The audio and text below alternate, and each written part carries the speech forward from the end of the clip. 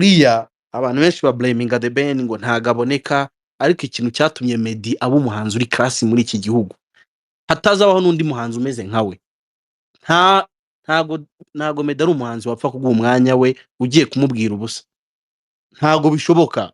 Meddy ni Meddy, afite licrique hariya arakubwira ati indirimbo niba ushaka kora indirimbo ikaba itari ku rwego dukeneye ntago mukorana. Iyo uri umustar uriyemera my friend, ni ibintu bisanzwe ugomba kubigendera, ntago ari ukwiyemera, ni uguha standard no kumenya values zigize izina wubatse. Ibyo bintu rero Bruce nawe akeneye kwiga ibyo bintu, agomba kumenya yuko amaze kuba umustar, amaze kugira izina rikomeye man.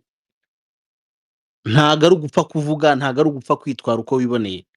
Iyo uri public figure ugira uko ugenda. Abantu bakeneye kumva yuko music itandukanye na comedy.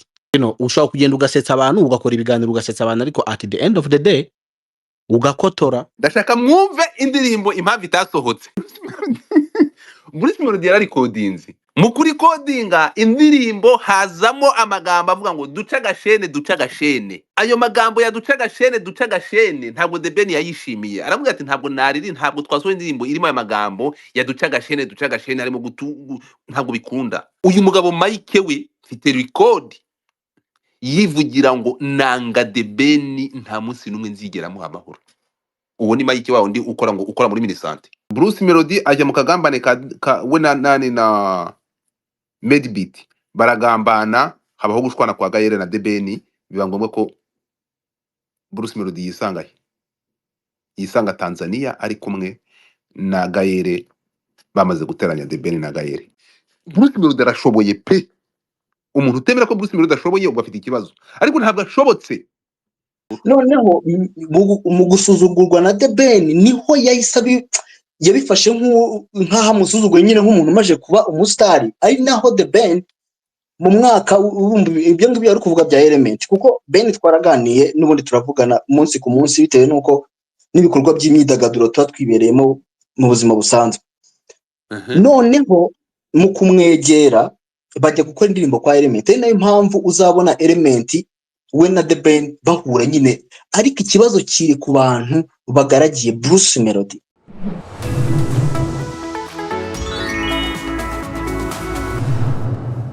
Turi kumwe kandi na Luxury Garden Palace, ni ahantu heza cyane wakorera ubukwe, na ahantu bafite serivisi nyinshi zitandukanye kandi nziza cyane. Iherereye Norvege. Ku bukwe bafite garden nini cyane nziza zakwakira abantu batandukanye, bafite maison de passage, bafite apartment, bakagira sauna, massage, bakagira bar, restaurant nziza iri ku rwego rwo hejuru. Uza kubagana wa makozo 78 044 undi uryoherwe n'ibirori byawe. Turi kumwe kandi na Sana Juice yo mu gakombe, ni ji nziza, ni ji wabona muri alimentation yes ikwegereye, ni ji wabona muri supermarket, ni ji wabona kuri boutique ikwegereye, harimo mango, apple ndetse na cocktail. Kuri sobanuro amakuzo 78 kubifuza kurangura Sana Juice yo mu gakombe mu buryohe ntagereranywa. Uyu turi kuvugana tugiye gutangira iki kiganiro, ariko space iraza kuba iri very sensitive, ariyo mpamvu ndibuze kwishinganisha mbwira abantu bakoresha amagambo muri space. Reka manze nkore disclaimer mbere y'uko space itangira. Ntabwo turi bwiharira ijambo ngo tugendere nta ikindi nta ibintu by'amasantima bitewe nuko ukunda umuhanzi, mugerageze mu bishyire ku ruhande, kuko amarangamutima akunda kubaganza abantu benshi, ugasanga ugiye gutanga igitekerezo kubera ko umuhanzi wenda runaka utamukunda. Ni abantu bakunda gukurikirana ibintu by'abanyamiziki, ibyo bintu bibaho cyane n'abahanzi bacu hano. Hari ukuntu tujya mu bitaramo bikabagendekera nabi mu bitaramo, ugasanga haje nk'umuhanzi wo muri Nigeria, ugasanga barakaye, dutashye twivovota, ariko still ntago bikuraho yuko umuhanzi munini aba ari munini, kuko protocol ihabwa umuhanzi munini akenshi ibitandukanye n'umuhanzi mutoya. Ikintu nshaka kubabwira, ntago mvuze ngo Ben ni umuhanzi munini, ngo Bruce ngo ni umuhanzi mutoya, ahubwo nagira mbabwire icyo gihe aza kumureba umuhanzi umwe yazaga mu Rwanda mu mavakansi, habaga ari gakeya cyane muri 2017 Bruce yatweye Guma Guma 2018, 2017 twese turabizi movement y'abanyarwanda aho yari igeze. So icyo nshaka kubabwira, 2017 Ben na Melody bari abahanzi bafite profile ebyiri zitandukanye. Ashobora kuba yaramusuzuguye atabishaka, my friend, and the guy was very honest. Aravuga ati njyewe nshobora kuba narabikoze, atariko njye mbivugiye hano kugira ngo mbabwire ambabarire niba naramukoze icyo kintu. Guys, let's be honest, umuntu ujya imbere ari umuntu w'umusitari, uzi ukuntu hari abantu bagira pride muri iyi si, twese turabizi. Noneho umuntu afite izina kugira ngo umuntu azajye hari avuge ngo ngiye ngusabye imbabazi, ari umuntu w'umugabo, nta nubwo abantu bashobora kumva icyo kintu. Noneho uwo muntu akaza kukubwira ibyo bintu, my gosh, agusaba imbabazi, uri n'umuntu utajya umworohera na rimwe mu itangazamakuru. Ibaze guhera 2020 umuntu akora interview avuga undi imyaka 4, amwisa umunebwe, akoze interview ngo ngiye sinjya kwa nyina, akoze interview shango ngahora arira, ngo uriya ni marira, ngari se abarizwa n'iki. Guys, ararizwa nuko bagiye bakajya mu itangazamakuru bakavugisha papa we batabiherewe uburenganzira. The Ben yabaye attacked na famille yiwe biri deep. Ibyo bintu byose abantu barabikora kubera ko ari umutipe wituriza utavuga amagambo menshi. Abantu bashaka kubigira ibintu by'inzenya. Ngiye nagize amahirwe mpura na The Ben ijoro rimwe tuganira kuri icyo kintu. Ibyo bintu byaramubabaje n'ubu ngubu, ahubwo Ben aranakomera.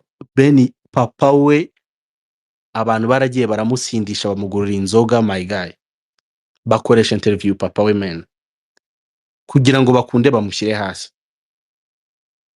Ntabwo mvuze ko ari Bruce wabikoze, ariko someone else was behind that, urumva. Ariko tugarutse kuri Bruce nk'umuntu w'umuhanzi ushaka gutera imbere, ngiye ndi proud nk'umuntu ukora ku bintu by'imiziki n'iki. Ndi proud ya Bruce kumubona yagiye muri Good Morning America.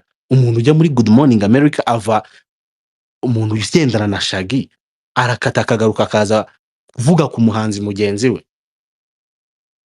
Let's be honest, umukorege wawe mu kazi agiye akajya agenda akabwira boss ngo ntushoboye. Ibyo bintu murabizi ukuntu ibyo bintu mentally ibyo bintu bira destroying. Ntabwo ushobora kugira inner peace umuntu ayirwa kuvuga. Reka twemere yuko Ben ashobora kuba yarakoze ako kantu. Muri icyo okay, ngiye ikintu nshaka ko tuganira. Ubundi Bruce ibyo bintu abikora agamije iki? Kuki yabikoze guhera 2020? Kuki Bruce ni umuntu uzi gutera story, ariko man hari igihe utera story in deep ugasanga noneho watatse umuntu biri personal. Sinzi niba icyo kintu muri kucyumva. Hano kuri tweet y'umuntu aje akakubwira ijambo, hari ukuntu hano umuntu yatakundi ukabona biri hard, biri big.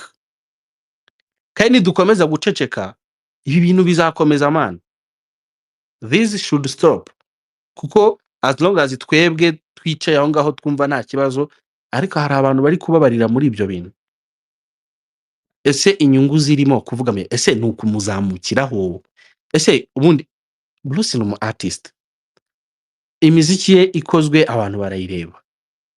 Ntago n'ubundi kuvuga umuntu bishobora, nta empire ntago yubakwa mu munsi umwe. Ushobora kuzohora indirimbo uyu munsi ikagira 500,000 views, wakora indi ikagira 700,000, wakora indi ikagira million, igihe kiragera ukazamuka ukajya ku rwego wifuza, ariko utagiye wataka umuntu.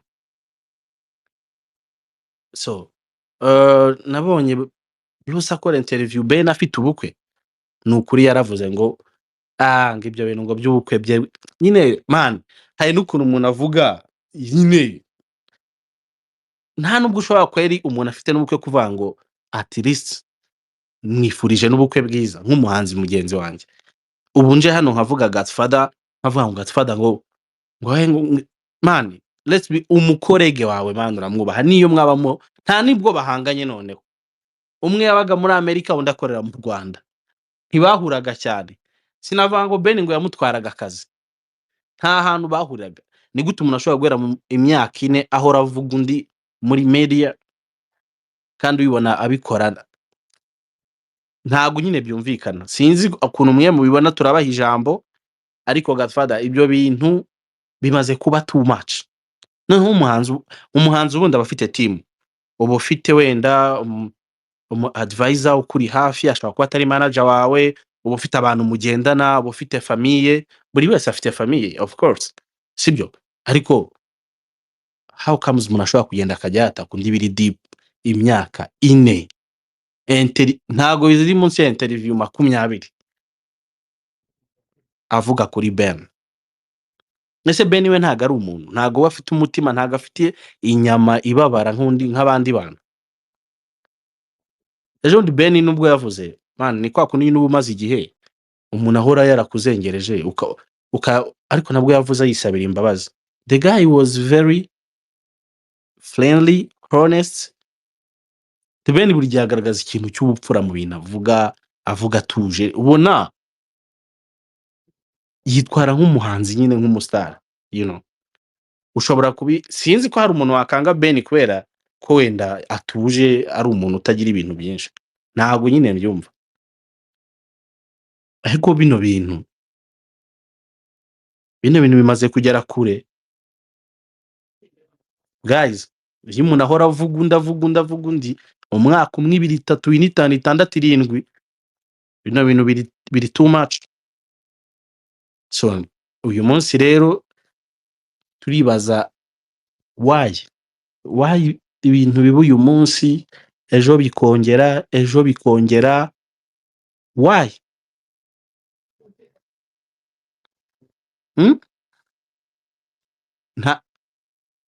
Umuntu ntago ibyo. So ntagiye muri byinshi rero, ni ibyo ngibyo twajya tuganireho, ariko ejo mundi naje hano nsanga bari kubivugaho ibyo bintu. Ariko ikintu cyantunguye ni kimwe, daravuze ntago nshobora kugenda ngewe by myself ngo njye kuburana na bari abantu.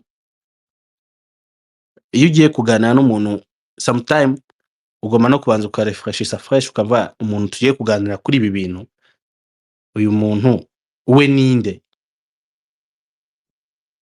sibyo? Ngewe ntago mpakana yuko bose atari abahanzi beza, ariko discipline, ndakemanga discipline y'umuhanzi umwe. Nicyo ngicyo kintu rero tugomba kuganiraho. So umurongo tubugenderemo n'uwo nguwo, turaganira ariko nta gukomeretsanya, nta kwatakana, nta kujya mu miryango y'abahanzi dukunda dushyigikiye. So Godfather arahari, umuntu ushaka ijambo azamuke, ariko ese ibyo bintu ni ikibazo hari naho byageze noneho ibintu bifata iyindi ntera mu minsi yashize. ese Ntago byo nabivugira hano, ariko utangiye kuzamura hari n'ibindi bintu abantu byagiye utangiye kuzamura abantu kandi igihe cyo kuzamura abantu kitaragera, nk'uyu nguyu ngo Mutuzo TV aje gutuza ibintu muzima ngo aze gukora iki?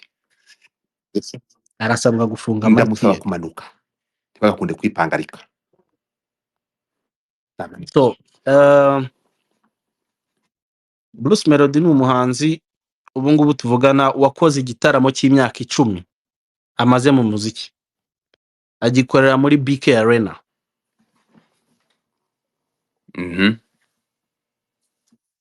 Imyaka 10, iyo umaze imyaka 10 mu muziki, ubugeze aho umuhanzi wese mutoya kureberaho. Presentation nuyirangiza ijambo, kuko nanjye ndashaka gutanga umurongo, hanyuma noneho tuze gufata ikiganiro kirambuye. Imyaka 10 ubu ngubu tuvugana, bari umunabe bose bari kumureberaho, ariko wakibaza ngo bari umunabe nibakomeza kubona abehavinga kuriya, bazagira ngo niko hit zikorwa, bazagira ngo nibwo buryo akeneye kugira umurongo wo gukorera interview. Label yiwe ikeneye gushyira ku murongo imitangire y'ibiganiro by'umuhanzi wabo, bakeneye gusetting ibyo umurongo bazajya bakoreramo gahunda zabo.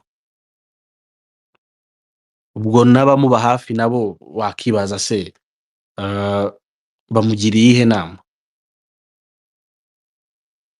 Hari ibintu ureba ukavuga bino bintu ntago bisobanutse. Umuhanzi nagabaho wenyine, buri umuhanzi n'indirimbo imwe buri ishobora gusohoka ikozweho n'abantu nka 30. Abo bantu bose baba bari around you umu artist aba ari brand bigomba kuba protected at all cost. Ariko noneho ikintu kiba gitangaje ni gake cyane uzabona abahanzi baririmba ubundi bagirana ibibazo nk'ibi ngibi, ariko noneho iyo uzanyemo ibintu ishyari ukabizanamo urwango ukabizanamo umutima mubi, ibyo bintu biba birimo ikibazo gikomeye. Okay. Ukavanga umuntu ngo kuba afite ubukwe ngo ngo ibyo ngo ni ubukwe bwe wana ngo hari ubwo se ngo No break nkunganire. Uranyumva? ndakumva Okay. cyane.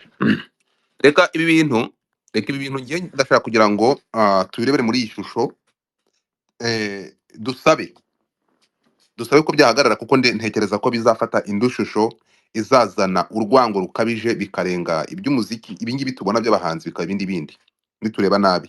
Ntekereza ko ibi bintu bikomeje kuba ukunguku byaba bibi cyane hatagize igikorwa. Kuvuga igikorwa ni uko ibintu bigomba guhagarara, bikaba official, bigahagarikwa mu buryo bumwe cyangwa ubundi.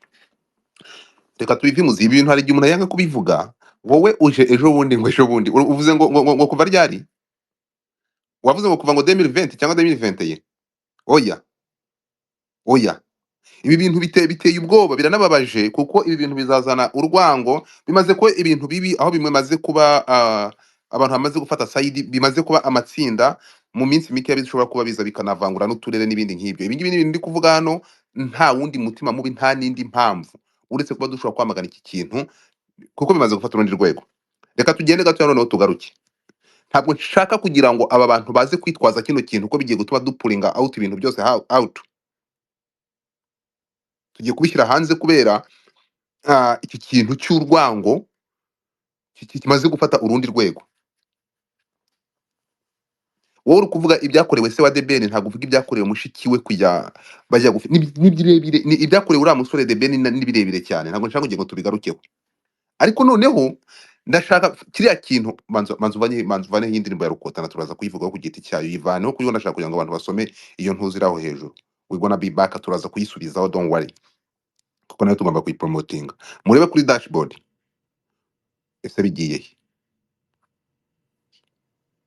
Ubwe kuyivanaho, uvanaho ya ntuzo nari nshyize hano, kuko mu kanya ndashaka kugira ngo iri hindanya n'iri harabika rimazwe igihe rikorerwa uyu musore bamwita ngo ni umunebwe.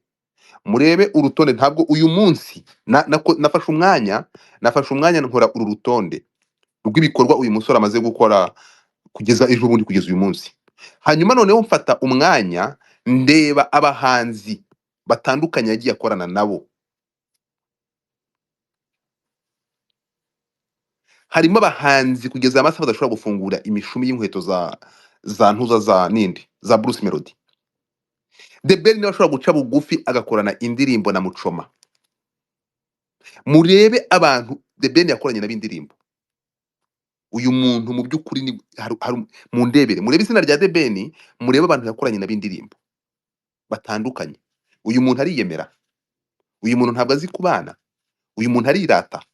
Mwitegereze ngo urutonde narushizaho hejuru. Izi ni indirimbo zimwe nabashije kwibuka mu mutwe, nta wibuka byose muri nyinshi. Ibi bintu noneho ahantu bibabaza bigatera n'agahinda, ngiye kubabaza ikintu kimwe. Aya masaha ntabwo twakabaye dukora space iri kuva ku makimbirane y'aba bagabo. Aya masaha twakabaye dukora space turi kuvuga ku gikorwa kiri proud, twakabaye tuba proud yacyo cya Brucemelody. Aya masaha uri muri The Morning America, ni space twakabaye dukora ubu.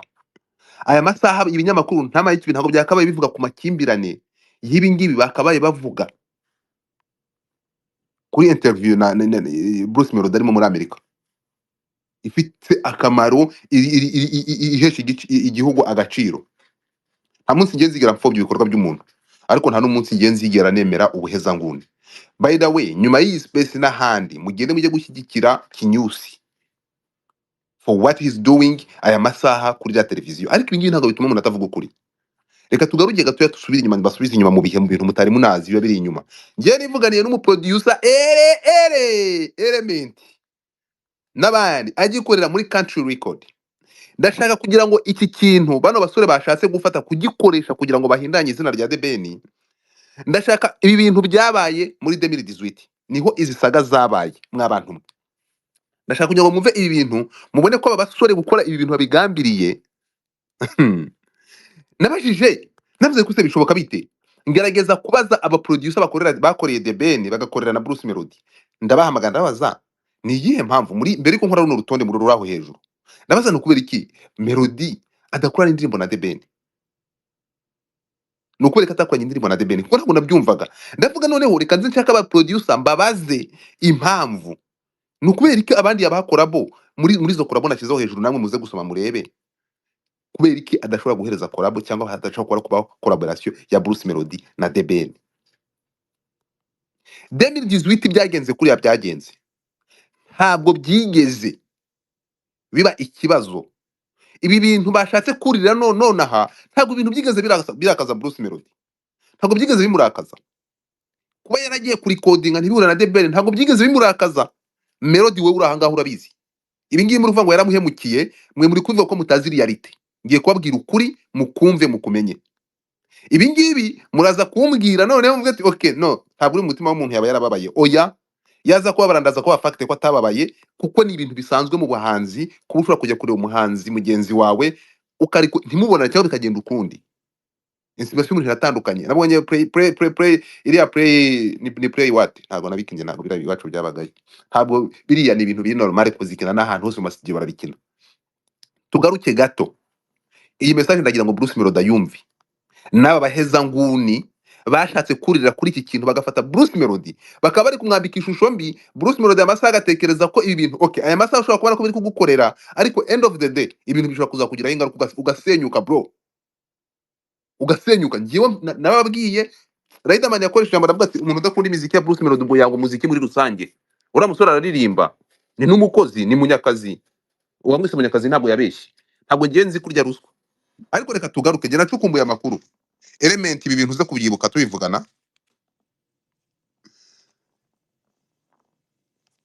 Ibi bintu byabaye 2018 bafashe uyu munsi bakabigira uyu musore bakabigira ngo ibintu bimugira victime. Oya, ntabwo byigeze bimugira victime ngo yange ntuza yange The Ben. Oya, ariko aya masaha ari gufata Brucemelody bakamusunika bakamugira akaba umwanzi wa The Ben kurusha ku nyungu za bamwe, ku nyungu za Gaere n'inyungu z'uyu nguyu Mike.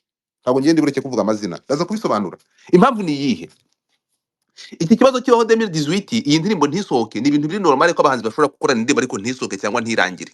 Ibyo byarabaye turabibaho, kandi yego ntibyagenze neza kuba The Ben atarakiriye Brucemelody ngo bakorane iyo ndirimbo isohoke cyangwa ngo amwakira akajya kuri Play Store bira yavuze ejo bundi.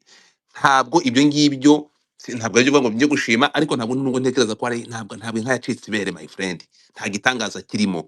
Reka tugaruke noneho 2021 element ndibuka yari muri country record, ni 2021 yes, element yari muri country record. Uwo bita Jado, ni Jado wari manager wa Brucemelody uyu nguyu nyirisibo niba ntibeshye. Impamvu babwira ko abantu bazanga bakaza gukoresha amarangamutima mwabafana mwe mutazi what is going on. Element ibintu tubiganira, element nge ni element wabigibwira ibi bintu, arambwira ati mubazani kubera ko abantu badakora indirimbo. 2021 ndashaka kubereka ko ikibazo ntabwo ntabwo ibintu bitwaje bya 2018 no kugira ngo bahindanye izina rya The Ben, ntabwo byari ikibazo. Kuba batarakonye indirimbo 2018 bikako kantu karabayeho sicyo kibazo, ariko bari kucyitwaza uko cyagiye hanze, bari kucyitwaza. Niba Brucemelody yarababajwe n'ibi bintu bya 2018 kubera iki 2021 Jado yafashe Brucemelody bakajya gushaka The Ben bakareba element akabakorera indirimbo. Ibyo mwari mubizi? Yaba yaramusuzuguye bakagirana korabo y'indirimbo itarasohotse 2021. Brucemelody ntabwo wakoranye na The Ben indirimbo 2021 kubera iyo ndirimbo itasohotse, kubera ko The Ben yanze kwisohoka. Niba yaramusuzuguye 2018 kubera ko 2021 bagiranye umushinga wo gukorana indirimbo yakorewe muri country record igakorwa na element. Ibi bintu si ukuri, ntabwo indirimbo iyo projet yabayeho. Jado ntiwafashe Bruce Melody mukagura icupa rya Hennessy mukajya gushaka The Ben mufite icupa rya Hennessy.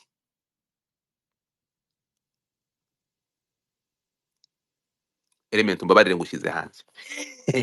Ampaye amakuru ariko nta byadanje, ntabwo ibintu ni ibya nta bya grave, wihangane, nta nubwo ndi kuvuga amazimwe, ni ibyabayeho ariko turagira ngo dushyire ukuri hanze. Ndashaka mwumve indirimbo impamvu itasohotse. Bruce Melody Bruce Melody yararikodinze, uri kumva? Mu kurikodinga indirimbo hazamo amagambo avuga ngo duce agashene duce agashene. Ndashaka mubyumve. Ayo magambo ya duce agashene ntabwo The Ben yayishimiye. Aravuga ati ntabwo nariri, ntabwo twasohoye indirimbo irimo ayo magambo ya duce agashene harimo ntabwo bikunda. Iyo ndirimbo ayo magambo ya duce agashene Element keretse niba uko bimbwiye atari ko biri, ariko ntekereza ko uko ari kuri. Abantu bari muri studio niyo magana ko bambwiye. Ikibazo cyatumye indirimbo idasohoka ejo muri 2020 ni duce agashene.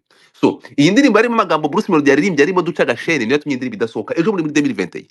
Nkibaza nti ko mwabaye ahangaha mwese mwarambaraye ngo Bruce Melody ngo The Ben ngo yaramubabaje aramuhemukira ngo 2018 kubera iki bakoranye collabo ejo muri 2020. So ikiriho ni iki ngiki rero, uru rwango, uku kwihenura no gutega umutego umuntu agashaka gushyira undi hasi, ibi ntabwo ari byo bishobora kumuzamura, ntabwo bishobora gukora gutuma ibintu byose bigenda neza. Tugiye kuvuga ku byagiye bikorerwa uyu musore The Ben, mwabonye mushiki wa The Ben agenda hari agaturika akarira imbere ya televiziyo bitewe n'ibyafitiye umuryango we. Tuzi imitego ukuntu byagiye bigenda ni byinshi. Uyu mugabo Mike we mfite record yivugira ngo nanga The Ben nta munsi numwe nzigera muha amahoro. Uwo ni Mike wawo ndi ukora muri Minisante. We ageraho byatura akavuga ati The Ben ndamwanga simukunda. Umuntu w'umugabo ushobora kwanga umugabo mugenzi we akabyatura mu bantu yanyoye, mu by'ukuri what the hell is going on? Ntabwo ntekereza ko urwango nkuru nguru gufata umuntu akagenda akitendeka ku wundi, ibi ngibi bimaze imyaka igiye kubyindwi. Wari kuvuga ati kuva 2017 I mean 2020 ibi bintu no gutoteza uyu mutipe bigiye kumara imyaka 7. Indangagaciro z'uyu musore n'imiririmbire ye irimo ibishegu nk'ibi ngibi ngo duce agashene nibyo byatumye indirimbo 2020 idasohoka. It's not, sinzi ubwo ngubwo niba The Ben afite uko arobanura indirimbo nuko bimeze. So wakomeza ukayobora ikiganiro no Brena. Buriya abantu benshi ba blaminga The Ben ngo ntagaboneka, ariko ikintu cyatumye Meddy aba umuhanzi uri class muri iki gihugu hatazabaho n'undi muhanzi umeze nkawe. Ntago Meddy ari umuhanzi wapfa kuguha umwanya we ugiye kumubwira ubusa, ntago bishoboka. Meddy ni Meddy, afite licrique hari yarakubwira ati indirimbo niba ushaka kora indirimbo ikaba itari ku rwego dukeneye ntago mukorana. Uwo ni Meddy wahuraga na Sauti Sol, indirimbo ya Sauti Sol ikarekodinga akababwira ati indirimbo numva ifite ibibazo, reka mbe ngiye muzamamagare nabonye umwanya tuzongere tuvugane. Ni Meddy pato ranking yirukanse inyuma imyaka irenga 5, ariko ikintu bita dignity no iyo uri umustar uriyemera my friend, ni ibintu bisanzwe ugomba kubigendera, ntago ari ukwiyemera, nuguha standard no kumenya values zigize izina wubatse. Ibyo bintu rero Bruce nawe akeneye kwiga ibyo bintu, agomba kumenya yuko amaze kuba umustar, amaze kugira izina rikomeye man. Ntago ari ugupfa kuvuga, ntago ari ugupfa kwitwara uko wiboneye. Iyo uri public figure ugira uko ugenda. Abantu bakeneye kumva yuko music itandukanye na comedy. Ushobora kugenda ugasetsa abantu, ugakora ibiganiro ugasetsa abantu, ariko at the end of the day ugakotora. Umuntu utari kubyumva hano ashaka kugira ngo wenda ntago turi kuvuga ko Bruce ni umuhanzi ushoboye, ni umuhanzi wakoze 10 years of Brucemelody muri Kigali Arena, ni umuhanzi watwaye guma. Ibyo bintu ntibayemeneze. Melody arashoboye, ikintu akeneye asabwa ni kimwe no gushoboka. Melody arashoboye ariko ntabwo ashobotse bitewe, reka nkubwize ukuri, ntabwo ngiye Melody mu barahikosa, ntabwo muri amakosa menshi cyane abantu aciringa nabo tugiye kureba.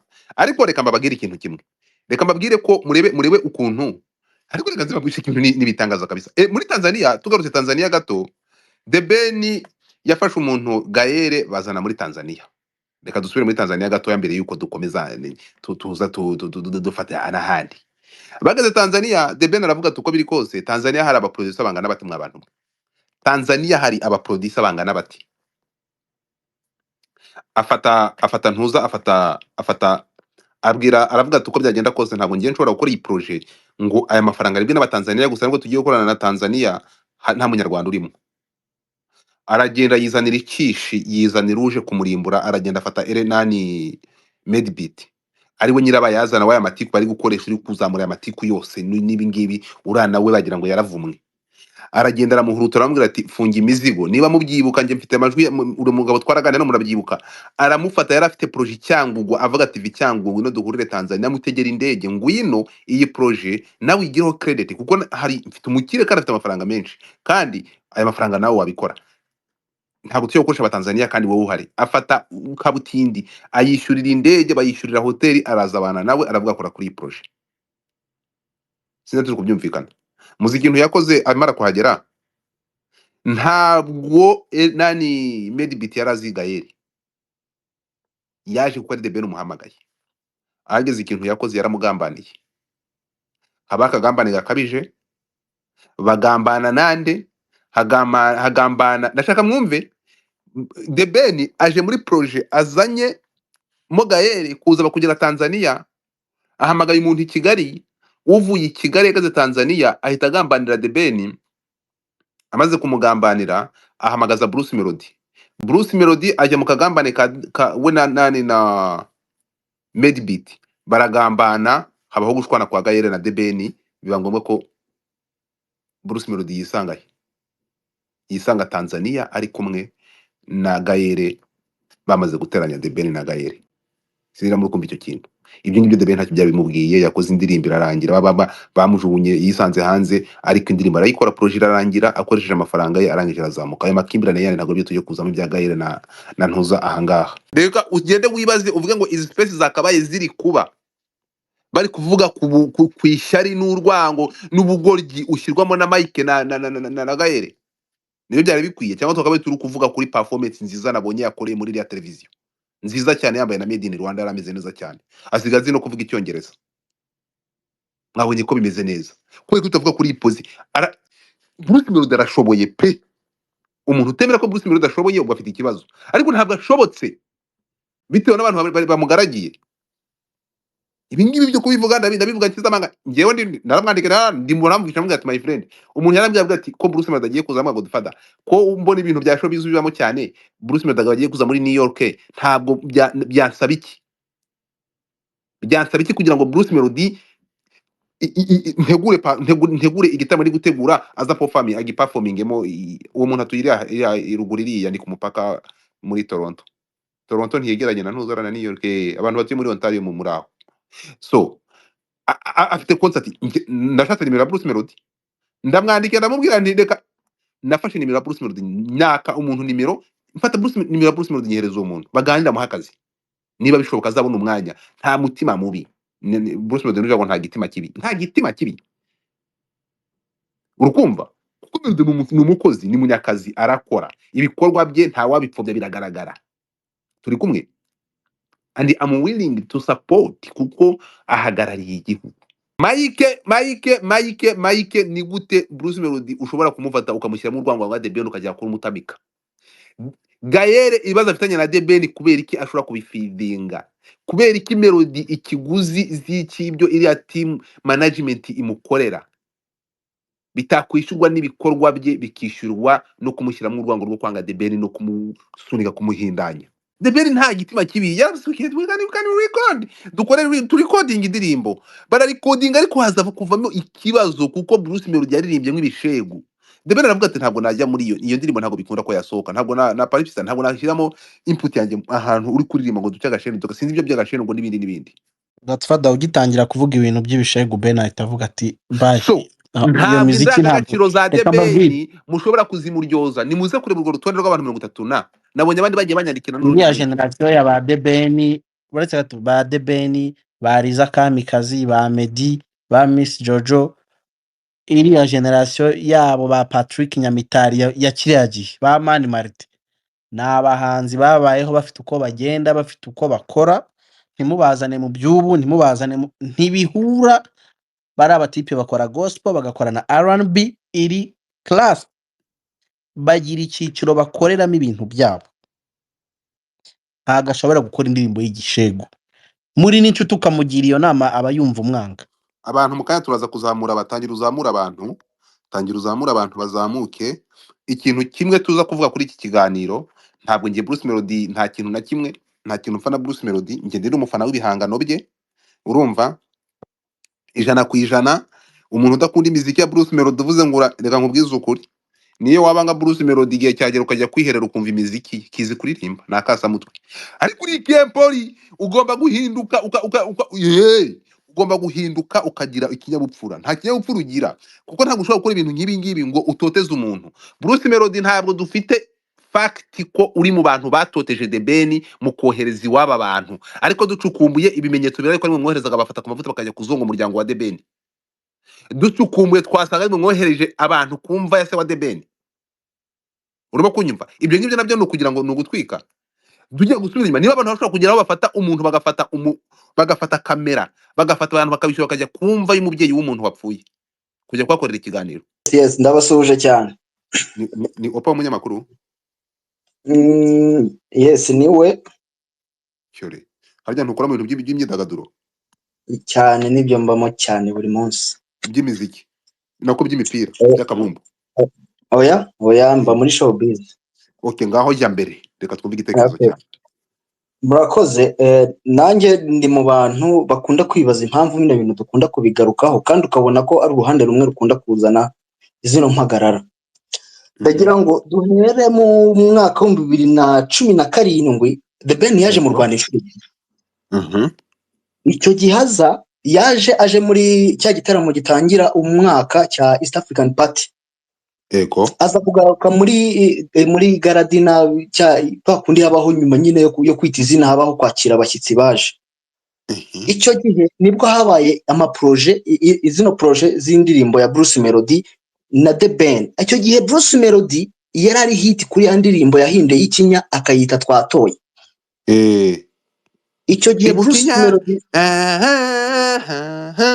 niyo yesa yirinda ngo twatoye twatsinze iyo ndirimbo. Noneho Brucemelody icyo gihe niyo ndirimbo yari akoze imugaragaza ko ari umuntu ufite fame mu Rwanda. Noneho mu gusuzugurwa na The Ben niho yahise yabifashe nk'aho amusuzugwe nyine nk'umuntu umaje kuba umusitari. Ari naho The Ben mu mwaka ibyo ngibyo yari kuvuga bya Element, kuko Ben twaraganiye n'ubundi turavugana umunsi ku munsi bitewe n'uko n'ibikorwa by'imyidagaduro tuba twibereyemo mu buzima busanzwe. Noneho mu kumwegera bajya gukora indirimbo kwa Element, ari nayo mpamvu uzabona Element we na The Ben bahura nyine, ariko ikibazo kiri ku bantu bagaragiye Brucemelody. Aha ndabivuga nshingiye kuki. Ikibazo cyabaye muri Tanzania twese turakizi. None kuki mu mwaka wa 2019 mwaka wa 2020 atarahura na team aka kanya afite, kubera iki hatigeze haza ikibazo cy'uko yamusuzuguye tukaba turi kubona bitangiye kurayizinga aka kanya. Ahangaha biraza guhita bihura no kuba uyu bashaka kugira ngo barebe uburyo izina rya The Ben riba rishyizwe hasi gake, noneho uyu nguyu bashaka azamuka ariko biturutse kuki. Ndagira ngo mutaza kunyumva nabi.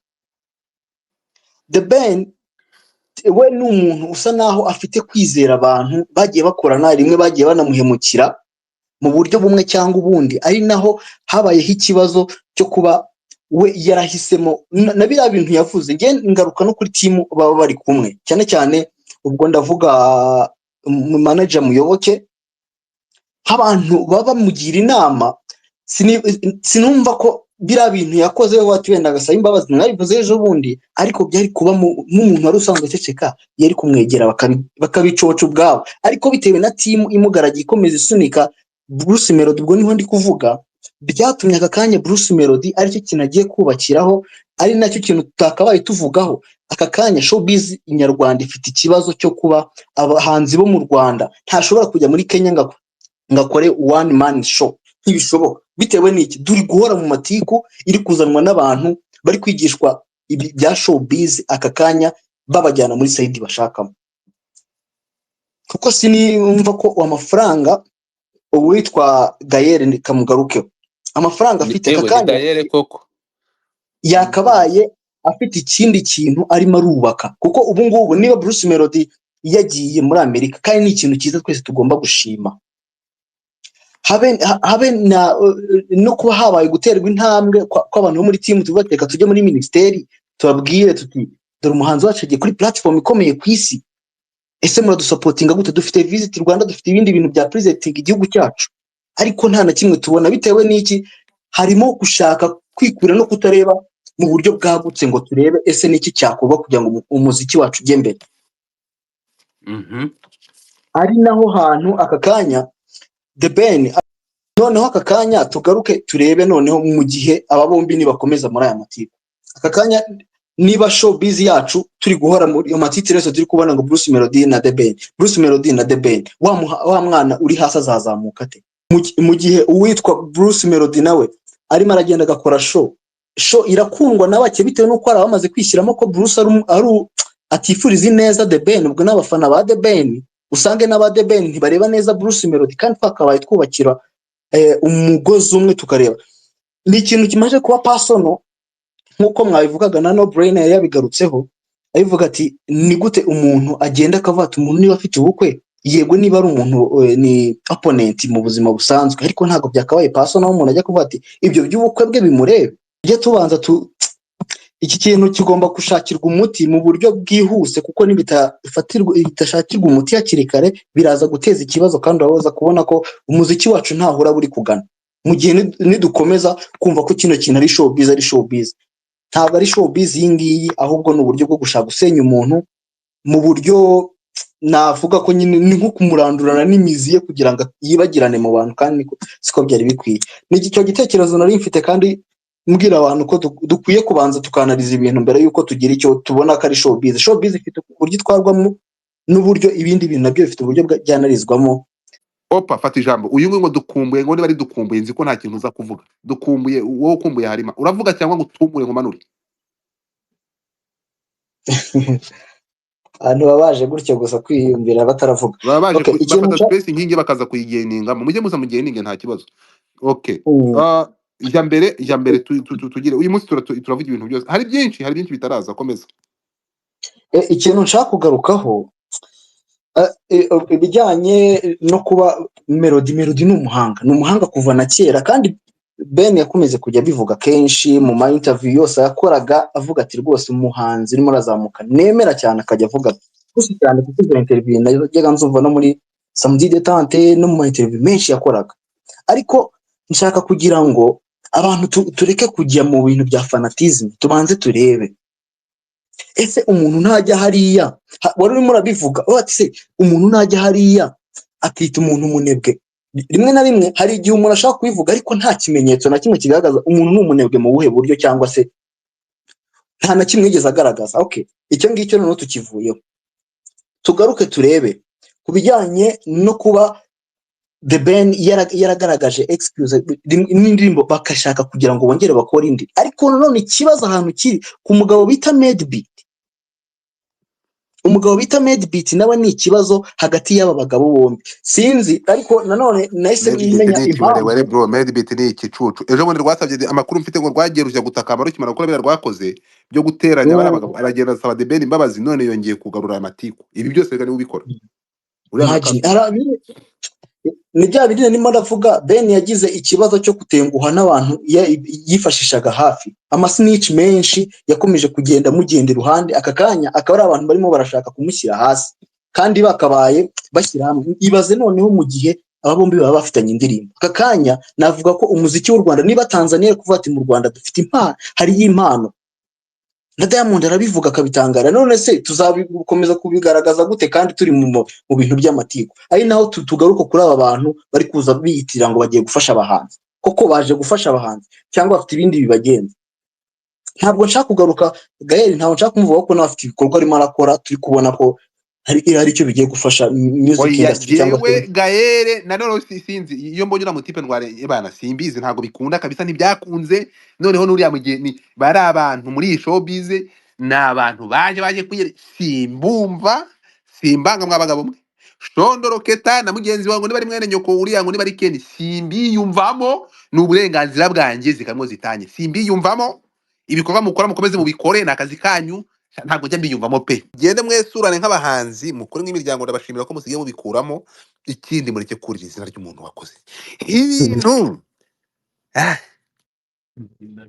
kera najyaga numva bifu hagati wenda ya PDD wenda na Eminem cyangwa ya G Unity wenda na Jay-Z base bari abantu abapfiki buriya abanyamerika baba bari straight iyo umuhemukiye aza kugushaka kandi arakwishyura ntabwo ushaka kumucika so abacu rero kuvuga ngo umuntu yahobeye ndi ngo uravuga ngo umuntu yaguhobeye ngo ngarakubabaza ngaragukanda ngo cyane hari ibintu hari ukuntu umuntu ashakira hiti ku bintu kagiye baza ngo ariko ibi bintu uyu muntu ari kuvuga ni umwana uyu ni umuntu mukuru nijoro nabwiye umuntu ngo hari igihe ibintu bihinduka komedi mwana nabwiye umuntu ngo Brucemelody aranshimisha umuntu ararakara abigira person abyegereza umutima aransetsa navuze aransetsa yeah of course aradusetsa aradushimisha ariko agomba kumenya kubaha bagenzi be my friend niba tubaha abantu umuntu tubaha abantu muri iyi society tubamo nta mwanya akwiriye no kubaho mu bantu akwiriye kujya ahantu akabanza akamenya uko yitwara mu bantu kuvuga abantu ntago naza hano ngo nandagaze Godfather ntago naza hano nandagaze uravuga ngo kiyise umutwari wawa oya ariko hari n'ibigo ngororamuco n'ama rehabilitation center hano i Kigali birahari bashaka kujyanamo bakakuganiriza niba wenda babona urega umuntu ashaka kuvuga ibintu ku wundi muntu bitewe na situation wenda arimo arabamo hari igihe umuntu aba afite hari umuntu uba ufite amahoro makeya mu rugo rwe akaba yaza ku kazi agahutaza abagenzi be abahanzi n'abantu nabo umuntu ashobora kukubwira nabi Godfather kubera mwahuriye mu kazi ariko bitewe na situation yasize mu rugo ariko kubera utabizi ugasanga ntago ameze neza hari abantu bameze gutyo hari impamvu nyinshi zishobora gutuma umuntu yataka mugenzi we biri personal ntago twe tuba tubizi ariko haba hari impamvu nta kintu na kimwe kibaho kidafite impamvu biragoye kwidatifying impamvu na reason behind yuko umuntu ashobora kubwikuza akavuga undi uko yiboneye ari umuntu w'umugabo ariko reka tuvugishe ukuri abantu b'abagabo bubatse ni gute umuntu aba akivuga undi akumva ni ibintu birenze ntago ari ibintu birenze man ni ibintu n'ubufu ni ibintu sinzi ukuntu nabivuga ni amabeti n'umwanda it's trash kabisa ibingibi byo icyo nzi cyo ntekereza ko end of the day bizagira birangire reka twumve mu imirongo migari ntubizanemo ndabizi ugiye kubizanamo inzego n'amatora are Godfather waretse ahubwo ngasubira hasi aho kugira ngo umbwire icyo ngomba kuvuga ariko icyo nashaka kuvuga ntubizanemo itegeko nshinga gusa kuki se ntabizanamo ariko reka tuganire ndabizi rwose nanjye ndi gusetsa uri kubyumva so the point that I'm trying to make is very simple ufite umuntu witwa Brucemelody by the way ndashaka kuba njyewe kuvuga ahangaha Brucemelody he's a very hard worker so ni ukuvuga ngo arakora cyane ni umuntu who has been very consistent in the sense that kuva twava mu 2019 umuntu uyoboye umuziki wo mu Rwanda niwe ubundi nta wundi muntu wigeze ubikora ibyo bintu rwose we had a tough gangs we had ba Medi n'abandi byose so it's good turabashimira rwose njyewe nta kibazo mbifiteho ariko nanone iyo ugiye kwanaliza ibintu ugomba kwanaliza ibintu ushingiye performance cyangwa ukanashingira ku kintu cyitwa growth. Umuntu witwa The Ben ari kugenda agera ahantu noneho n'indirimbo yaririmbye ziba karahanyuze kandi akaba yitwa ko ari umuhanzi. So ni ukuvuga ngo umwe ni umuririmbyi undi ari kuba umuhanzi. umuririmbyi ninde, umuhanzi ninde? Umuririmbyi ni Brucemelody, umuhanzi ni umuhungu wacu Ben. So it's ibyo bita kuvuga ngo ubundi umuziki bitandukaniye he? Uretse gato bitandukaniye he? So umutobe uri kubyumva? Ndi kugubaza Umutobe bitandukaniye. umutobe iyo umutobe utinze uhinduka inzoga. So ubwo what do you mean? Ntabwo ndi kumva neza, gerageza kubisobanura numve. ndashaka kubisobanura rwose. The creativity that Ben had ubu ngubu iri kuba inzoga. Reka nkubwire, subira ijya gukora plani z'ibiraro ariko wowe muri ndashaka kubaza no Brenna no buretse gato muri menopause urimo mu isanzure wagezeyo mu kuboneza urubyaro uriyo. None reka nkubaza ikintu kimwe, iyo uvuze gutyo ukavuga ko umwe ndakubaza mbaza rwose ushingiye kuki uvuga ko umwe atagikora ku buryo indirimbo ze zamaze kuba nk'inzoga zitakiri umutobe? No ariko ndashaka rero ufate fanatisme yawe no kunyumva. Niyo mpamvu twavuze ngo ahanga nta fanatisme tuzanamo, kuba ushobora kuvuga gutyo ubundi ujya ukurikira iyi showbiz. Of course ndayikurikira cyane. Ushingira kuki uvuga ko umwe amaze kuba umu old school cyangwa umwe amaze kuba umuhanzi agiye kuba karahanyuze nk'uko wari ubivuze, undi akaba ari akasamutwe? So umubaze igihe aherukira gusohora indirimbo. Agira yasohoye ejo bundi niwe wayimukoreye inde uwo nguwo uri kuvuga utagikora. This is show business, kwerekana ko ugihari. Ndakubajije iyi ndirimbo yasohotse ejo bundi ni wowe wayiririmbye, ni wowe wayimukoreye hanyuma urayimuha? Ni indirimbo ijyanye na event. Ni indirimbo ijyanye na event nyine. Reka nkubwize ukuri, nitwe tugera mu bintu by'imiyoborere, itegeko nshinga, uretse gato inzego z'ubuyobozi uyuza buriya. Reka nkubwire ikintu kimwe, urabona ngiye guhereza urugero, urabona nka Godfather uzarebe Talk to me. yewe iyo bigeze ku bintu by'imipira manika amaboko kuko nta kintu cyo ku mupira nzi. Uzarebe nahangaha ndamutse niyo ngiye guhostinga ibyo bintu ndavuga nti ndahostinga nceceke muvuge kuri na space irangiye. I have no idea ku bintu by'akabumbu. None reka nawe ngusabe ku bintu by'imiziki, nitwe tugera ku bintu by'inzego, tugere ku bintu by'imiyoborere myiza, tugere ku miyoborere ibereye abaturage, ujye uzane imirongo migari, sibyo? Are you trying to say yuko ntabizi nta kintu You have no idea kuri ibi bintu. Iyi space y'uyu munsi yagombaga kubaho ivuga kuri ubu bupozompo bukomeje kuba hariya. Twakabaye twishimye tubona iyi performance Kinyusi yakoze, yari yambaye na neza by the way. Aya masaha tubona The Ben ayipostinga n'abandi bantu. Muzarebe aba Nigeria iyo hari umugenzi wabo wagize success agera yafashe nka na beat ni DB ni biki harya bira biboro za Grammy Award, urebe ukuntu aba Nigeria bose bamushyigikira. Reba aba Tanzania baresurana ariko nako abanyarwanda baresurana, ariko iyo bigeze ku muhanzi usohotse igihe akagira ikintu igikorwa akora hanze, ibindi babikora bageze mu rugo ariko baramushyigikira. Twebwe ibyo bintu ntabwo tubigira, dufata showbiz tukaza n'ubuzima busanzwe, urwango rugatutumba bikagera no twinjira mu miryango y'abantu muri bivume.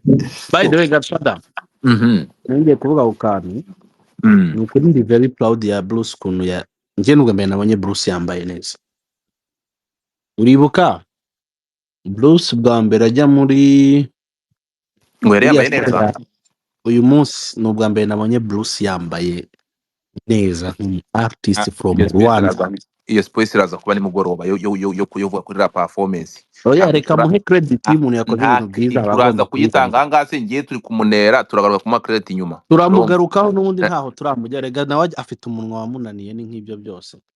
No kuvuga ngo Bruce kuriya umuntu wamwambitse no kuri yamushizeho nyine yari yambaye u Rwanda, iriya myenda kabisa niyo mu Rwanda, hariya uhita ubibona yuko the guy came from Africa, uhita bigaragara ko Bruce umuntu wamwambitse agiye muri Good Morning America ni umuntu nyine ufite ati mu mutwe kabisa. Shout out kuri timu yabo, sinzi umuntu wabikoze. timu yabo ntuvuge timu ya Shondoroketa. Oya Nta ntago shout out uretse gato, nta shout out unahereza ibyo byose umuntu uramwiyemezi. wambitse Bruce ntago ari Uretse gato, nta shout out unahereza uramwiyemezi wabeshye. Ntiyabeshye Fireman kumukorera album, yarayikoze ntiyamuhaye miliyoni n'igice, yarayimukoreye. Uyu mwiyemezi wabeshye abanyarwanda amafaranga ngo bagiye gukora amarogo akayabiba.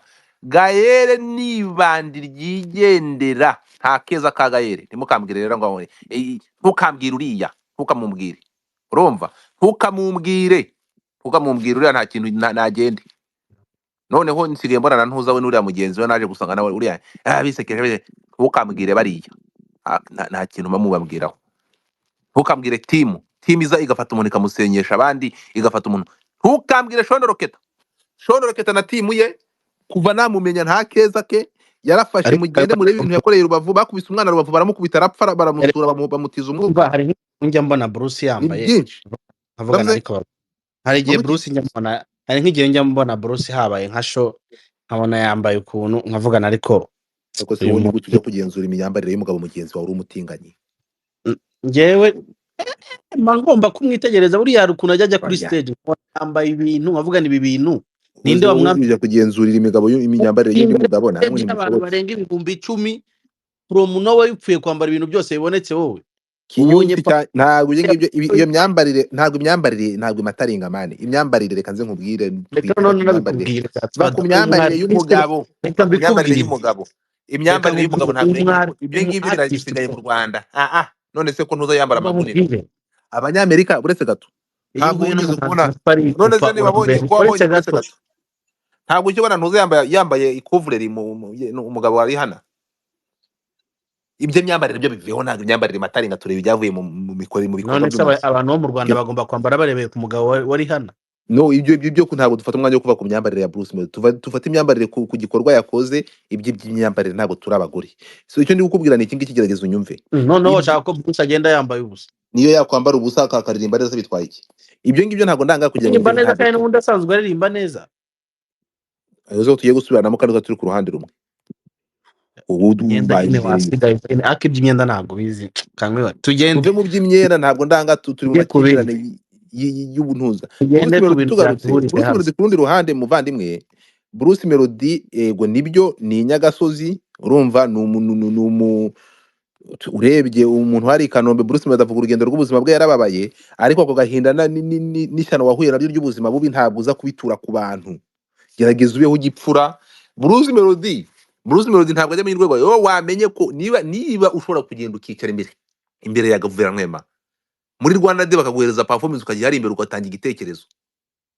Va mu bintu by'ubugoryi, fajye credit tuyikoreshe neza. Rega kuva imbere ya high table, imbere ya stage ngana kuri utatagiye guperforminga ugahaguruka ngo utange ibitekerezo, warangiza ukaza kuri Instagram ngo yuhu nk'uyu we. Gerageza uhindure. Ibi ngibi nivuga ngo kubura management none se reka nkubaze, niba wenda ibyo ushobora kubikoresha bikagenda kugira uwo wabaye we, hindura umuvuno. Ibintu turi kukubwira igihe kizagera ubyibuke. Ngaho Brucemelody uri imbere hariya, bagushyize hariya imbere. Yego waravuga ukadidimanga bitewe n'ururimi, ariko urabona kuri kurwana narwo maze kurumenya. Hanyuma uveyo ibi bintu by'umugabo ntabwo reka ngwize ukuri. Reka twumve opa ngize amahirwe ambajije ikibazo nari nashaka kugaruka ku itangazamakuru. ngira ngo haciyeho iminsi mike tumenye Chano ari gukoreraho interview, kandi mu minsi itambutse nanjye kuko ibintu by'itangazamakuru mbibamo gutyo, ariko gutyo nyine ngenda mbibona muri no minsi itambutse, kubera Gael yakomeje kujya ashaka guha abanyamakuru amafaranga ngo bakomeze bavuge umuhanzi amanaging. Byagezeho abanyamakuru baje kumenya ukuri. Aka kanya Brucemelody kuvuga The Ben nibyo bituma yinjiza. Ibyo byo rwose 100% nabihagararaho, kuko nubundi buri title yose ije Brucemelody yakoze interview cyangwa se n'abamwanditseho ntabwo hajya haburamo The Ben kugira ngo akurure atansiyo y'abantu basoma iyo nkuru cyangwa se banamwumva. Aha ngaha nshaka kugaruka ku kintu cyo kuba noneho uba asa naho agiye kujya yitangira interview n'ubundi kuri channel ya rebo yabo, kuko yamaze kubona ko abanyamakuru n'ubundi bamaze kumenya ukuri ko ahantu ibintu biri kugana. The Ben kuba avugwa na Brucemelody cyane kandi ugasanga ibyo avuze nibyo yavuze ejo bundi gutyo kugira ngo akomeze, nabyita nko gushaka kwinjirira umuntu bikanarengera. Rego kuba wavuga umuntu ntabwo tubyanze, ariko iyo utangiye kwinjira mu muryango niho biba ikibazo. Ari naho abanyamakuru baje kubona ko bazisanga mu mutego w'aba bagabo.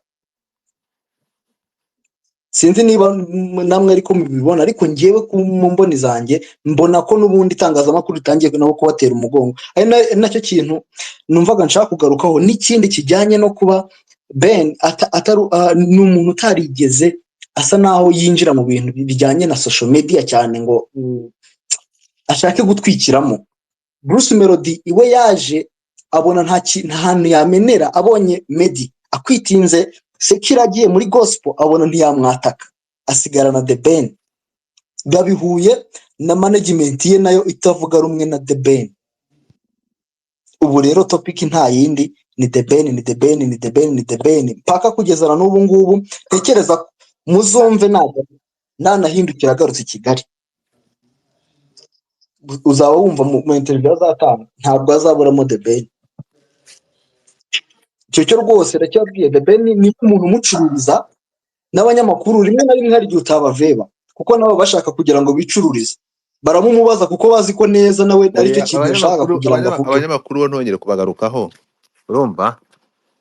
Abanyamakuru bo ntibongere kubagarukaho, nta banyamakuru dufite, turacyafite muri noneho special mu myidagaduro, turacyari kure cyane, turi kure cyane ku buryo buteye ubwoba, urumva?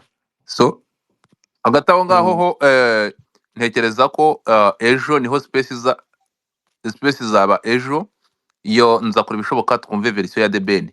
The Ben icyo nzi cyo natavuga nzamuruka kunuka amafi. Ejo The Ben ndabizi ko azavuga, ndakora muri possible nkuko abantu bakomeje kubinyandikira. The Ben tuzaba turi kumwe nawe ejo kandi azaba hari, muzabireba. Nzakora muri possible ndamuhigisha uruhindu niyanga nzamuruka kunuka. Ikindi kintu nadusabaga, urabona ko ibintu bya Bruce na The Ben tumaze igihe, kuko ndibuka neza ko umwaka washize igihe nk'iki twe dufite space, icyo gihe watumiye na Gael. Icyo gihe niba ari ikintu nicuza ni ukuba naratumiye Gael muri space yanjye. Icyo gihe byo ndabyibuka ko nanjye nari ndimo narayigikurikiye, ariko nasabaga ko wazashaka uburyo twazagaruka ku bijyanye na protocole z'abahanzi bacu iyo bagize gutya bakajya hanze. Kuko ubu ngubu reba ahantu Brucemelody yarari ni urugero. No brain yarimo aravuga uburyo yari yambaye, ariko se buriya yego nubwo yavuzemo ngo from Kigali, ni Kigali nyine byarangiye, ariko se na ya foto ntiyakabaye hagaragaramo idarapo ry'u Rwanda. Oya ubushize cyane wenda nko ku mwenda yambaye ishobora kuba wenda bashyiraho cyangwa kuboneka muri team no slip turaza kubivugaho. Ariko ibyo ngibyo ntabwo ngo nese ubu abahanzi bo muri Kenya bari mu mato muri Amerika babyeneme bose ntibariyo, abanya Nigeria bose ntibariyo, ku muntu ukurikirana ibintu by'umuziki ntago bose bajyana idarapo, ahubwo hari character, hari ukuntu ushobora kwambara idarapo ry'u Rwanda, idarapo ry'u Rwanda ryatwawe na ambassadeur Mike. Icyo nababwiraga kuko nko kuri ya myenda ya Bruce hariho imigongo, kandi iriya myenda imigongo ni imyenda yo mu Rwanda. Ntabwo nekereza ko ari ngombwa kugira ngo ntago ari ngombwa cyane, kuko umuntu w'i Kigali Bruce arabivuga yarimo arakora, barimo baramwintroducinga arabivuga, an artist from East Africa, from Rwanda, n'ukuntu yari yambaye, impamvu nabigarutseho uhita ubonamo imigongo. Ntago ntekereza ko ari ngombwa cyane wenda kuba yakinjirana idarapo muri studio y'abanyamerika kugira ngo marketing igihugu, kuko u Rwanda ni igihugu kimaze kugera ku rwego rwo hejuru. Ntago tukiri dufite navuga marketing iva muri RDB muri Visit Rwanda. U Rwanda ni igihugu kisigaye kikiri hejuru mu bintu bijyanye na tourism. Ntago ari ngombwa ibyo ngibyo, uvuze ko uturuka mu Rwanda abantu bamenya aho uturuka. Aba president wacu ni umuntu uri worldwide, uri globally, ni umuntu uri famous.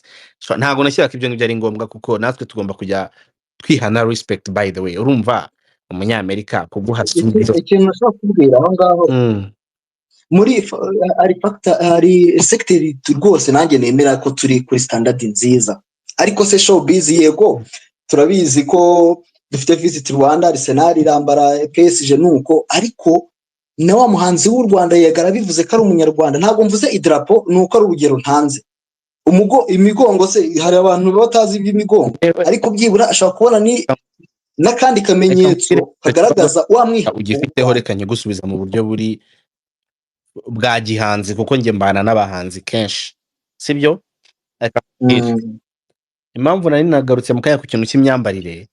Umuhanzi ni umuhanzi, abahanzi bagira art, kwambara nabyo burya bibamo art, ntabwo ari ugupfa kwambara, niyo mpamvu habaho fashion, niyo mpamvu umunyamideli I mean, abantu bakora ibintu bya model and designing ibintu by'imyenda, bano ba motion murababona n'abandi batandukanye b'abanyarwanda. Niyo mpamvu iyo yakwambitse akenshi agusaba kuza kumuha credit kuko aba bicaye bakadesigning iriya myenda nabo birabatwara time.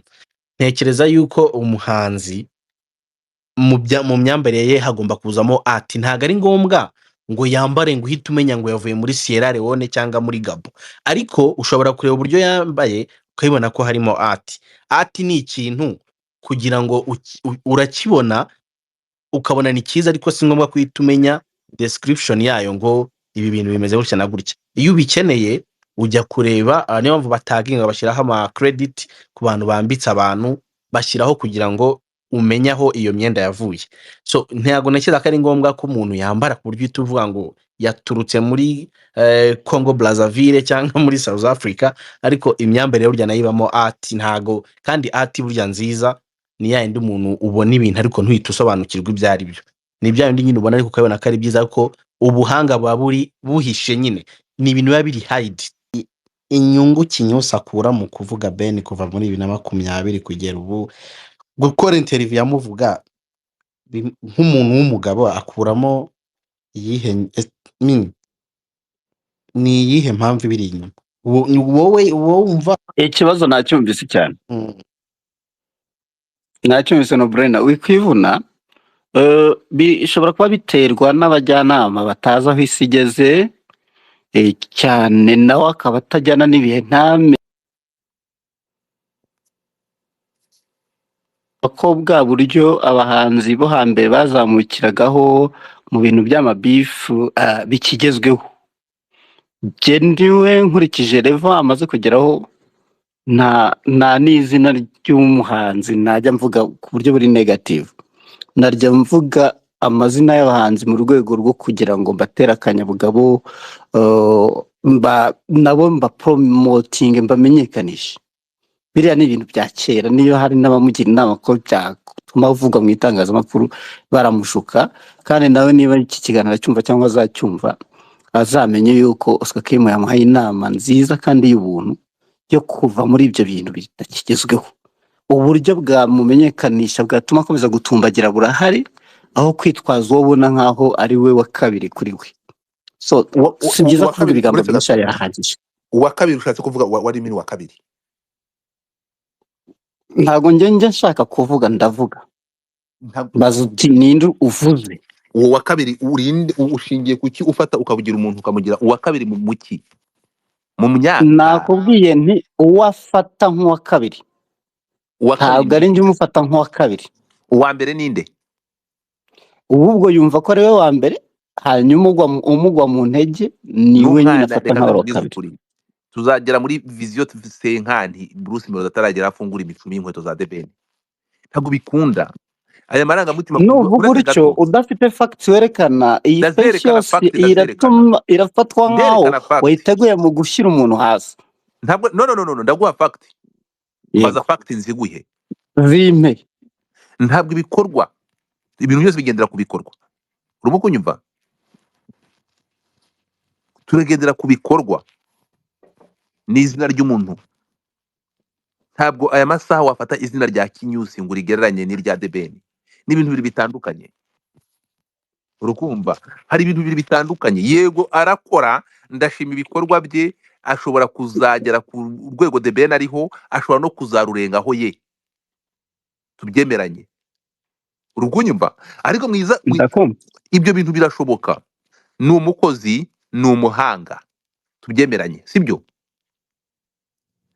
Uziko mugiye gufata Brucemelody mumugire nk'aba diaspora. abadiaspora nibo bagera muri diaspora bagahita batangira gufata imodoka bakabaho mu buzima bw'ideni, namwe muragira ngo atangire kubaho ku bwamamare bw'ideni bw'ibyo atarakora. Ntabwo ariko bimeze. Arakora Godfather, uretse uratekereza ko gato facts mpaye zihagije? gusa ko nkivuga The Ben niwe muntu wuriye indege ajya gukorera ajya gukorera shooting ya video muri South Africa. Ibyo mujye mubyibuka. The Ben uyu musore yafashe iya mbere aragenda. Uravuga mu wuhe mwaka? 2010 Uretse gato tega amatwi. bajyanwa na Aimable kubana. The Ben ibi ngibi mwita ibitangaza ngo agiye ngo uyu musore ari gukora, ngiye narashima mu gihe cye anabikora neza cyane. Brucemelody tumushimire, turaza gukora space nimugoroba bivuga kuri iyi performance ntitubivange. Ibi ngibi uyu musore The Ben yafashe iya mbere aragenda ajya muri UN ku cyicaro gikuru New York, aba perezida na Ban Ki-moon bamwita gutarya ni secretary, ni general secretary, Secretary General. haleluya. Baricara bumva indirimbo ikanisi y'umwana w'umunyarwanda, ahereza isi viziyo. Cyo tuvuga ibintu Oswakimu, uyu musore yakoze indirimbo zasusurukije abantu. Nakoze urutonde aho hejuru kandi ugaruri, ndashaka urebe Aho facts uri gutanga ndi kuzumva noneho uretse ziri gato tangible. no ntabwo ndi kuzana amarangamutima nta n'ama emotion. Oya ziri tangible, ntabwo ari Ni sentiment. ukuvuga ngo tuza Komerezaho. kureba uretse gato nituza kureba subira aho ngaho inyuma urebe. Kankubaza ikintu kimwe, dufatire ku muhanzi Two Face wo muri Nigeria, yararirimbye agera hara droppinga. Uyu musore Alikiba wo muri Tanzania akora, abantu bakora muri kategori zitandukanye. Ntabwo gusohora indirimbo mu gitondo na nimugoroba ari byo bituma umuntu ibihangano byo bikunda no kugira ngo ashayininge. Oya, ntabwo ariko bimeze. Diamond asohora indirimbo 10 mu mwaka, Alikiba agasohora indirimbo 1 mu mwaka. Siko bimeze. Abantu bagira style zitandukanye. Uriya mugabo arakomeza akagira fans ye agakundwa kandi asohora indirimbo 1 mu mwaka. Bano brain ane bavuga. Ariko naho bavuga nashaka kuvuga n'undi Godfather igihe yabahereye asotora ufunze niyo mic yawe. By the way, Godfather, funga iyo mic yawe. Yabahereye ududumanga hano, tuba twakurambiwe. Bo icyo ngiye kuvuga ni kuri talent Bruce arayifite, ariko buriya hari umuntu nabajije ikintu nimugoroba. Nabajije tuba hano kuri space kuri kuvuga ngo okay, the guy is a good artist, aririmba neza. Buriya Bruce muri iki gihugu ni umwe mu bahanzi baririmba neza na live music ya ntabwo Bruce. arusha ka Mike Kayihura nawe biye mwareba baririmba aramaze aririmba neza. Oya, Mike Kayihura ari mu bishanga aho ngaho inyuma, ntacyo mvugana nawe aho ngaho. Bruce kuri performance, ariko ikibazo buriya ni wakumva ukuntu indirimbo za Bruce buriya waziririmba ko mbona hari ahantu utaziririmba. Hari indirimbo bavuga ngo kubita gake ngo nushake ngo ugire gutukuremo ibyinjire biso. Ndavuga ni ngaho re iyi ndirimbo noneho hari iyindi noneho ziriya ndirimbo. Njye nabwiye umuntu reka tujye twemera ibintu. Ben kuba atarakoranye korabo nawe, Ben afite umurongo akoreramo ibintu byiwe. Ben azaririmba Wigenda, aririmbe Forever, aririmbe Habibi, sibyo? Ni indirimbo ziri legendary haba mu myandikire, kandi buriya ikintu gitangaje, ibintu byose bikorwa n'abantu. Ushobora kugira entourage y'abantu bari iruhande rwawe, ariko ikaba ari entourage nyine igutegeka gukora ibintu no kwandika lyrics rimwe na rimwe zigoranye. Nukuri uramutse usanze umwana wawe, hari indirimbo ushobora gusanga umwana wawe ari kuririmba ukumva nawe isoni zirakwisha nta kinyuma. It's a hit song. Hano rwose yabaye hit, ariko ni ikibazo. Ahantu rero bizatandukanira ubu ngubu ntabwo mushobora kubibona. Video ya haba shooting yo nayishyize hejuru. Wa mugabo ukora muri ministeri yasinze yabaye ibigebatse. Mu murebe aho hejuru. Ikintu nshaka kubwira abantu, it's okay. Ibintu aka kanya tuvugana, twagize abahanzi nka ba Makanyaga, tugira abahanzi nka ba Tom Close, ubundi ushaka kureba urugero rw'umuhanzi mwiza unahenze hano mu Rwanda, buriya umuhanzi witwa King James ni umuhanzi uri perfect. Buriya King James ni umuhanzi umushaka ko mukorana, afite n'amafaranga menshi. Noneho ntabwo King James uzamubona muri media, King James ntuzamubona, umuhanzi King James uzamubona gake gashoboka muri media.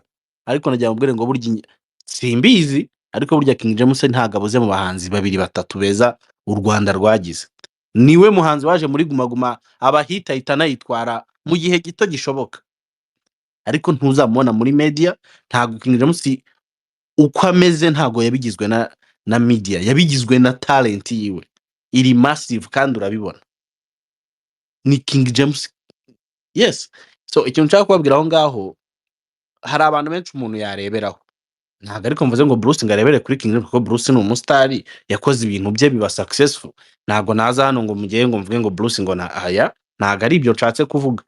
Ariko nshaka kukubwira yuko Ben nubwo atari gukora indirimbo nyinshi, ariko Ben ashaka kuguha indirimbo imwe y'ibihe byose. Ntabwo ndi sure ko nyuma y'imyaka 10 umuntu azaba akibuka indirimbo nka Saa Moya, kubera ko rimwe na rimwe binagendana no ku indirimbo yakozwe uko yanditswe. Niyo mpamvu dufite abahanzi nka ba Masamba, dufite ba Muyango, dufite ba Cecile Kayirebwa, bari abantu baduhaye indirimbo z'ubuzima, baduhaye zifite ubuzima, uhuza n'ubuzima bwawe ukumva birahura, sibyo? Tujye tunareba uko ibintu ntabwo ndi kubageranya muri ubwo buryo, ariko buri wese afite ibintu akora bye bikaba successful. Ariko hari burya ikintu cyitwa class kiba kiri permanent, ntabwo kijya gihinduka.